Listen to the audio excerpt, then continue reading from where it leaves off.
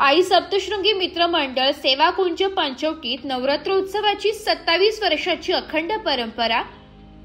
पंचवटी परिसरातील आई सप्तशृंगी मित्र मंडळ सेवाकुंज यांच्या वतीने नवरात्रोत्सव 2025 ला दिमाखदार सुरुवात झाली। गेली तब्बल 27 वर्षे अखंड परंपरा जपत हे मंडळ नवरात्रोत्सव साजरा करत असून या वर्षीही भाविकांच्या उपस्थितीत उत्सव मोठ्या श्रद्धा व उत्साहात साजरा होत आहे।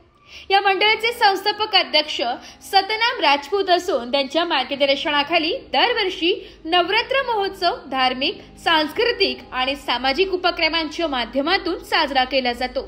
भाविकांसाठी घटस्थापना, दुर्गा माता पूजन, देवीची महाआरती, भजनी मंडळाचे कार्यक्रम, गजर कीर्तन तसेच महाप्रसादाचे आयोजन करण्यात आले।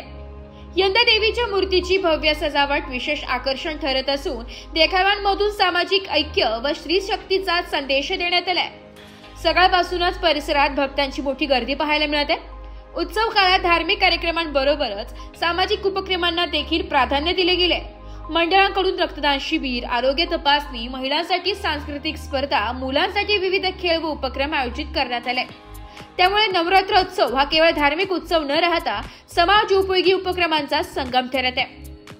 गेल्या 27 वर्षात पंचवटी परिसरात या मंडळाने आपली वेगळी ओळख निर्माण केली असून नवरात्राची सांगता भव्य मिरवणुकीने करण्यात येणार आहे। भाविक, नागरिक व मान्यवरांची उत्स्फूर्त उपस्थिती पाहता यंदाही आई सप्तशृंगी मित्र मंडळाचा नवरात्रोत्सव पंचवटी परिसरात आकर्षणाचा केंद्रबिंदू ठरत आहे। यावेळी अधिक माहिती दिली आहे मंडळाच्या अध्यक्ष यांनी। नमस्कार, नाशिक लोकशाही न्यूज मध्ये सर्व प्रेक्षकांचे स्वागत। तर आज आपण आलेलो आहोत श्री सप्तशृंगी मित्र मंडळ येथे।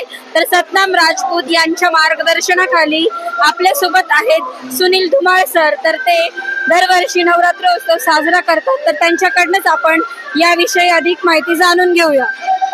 नमस्कार, आई सप्तशृंगी मित्र मंडळातर्फे दरवर्षीप्रमाणे यंदाही नवरात्र उत्सव एकदम आनंदी व जोरात साजरा करण्यात येत आहे।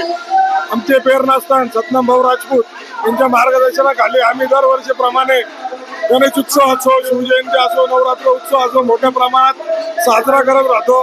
यांचं मार्गदर्शन व लोकांचं प्रेम असंच आमच्यावर सदैव राहो। ब्युरो रिपोर्ट, नाशिक लोकशाही न्यूज, नाशिक।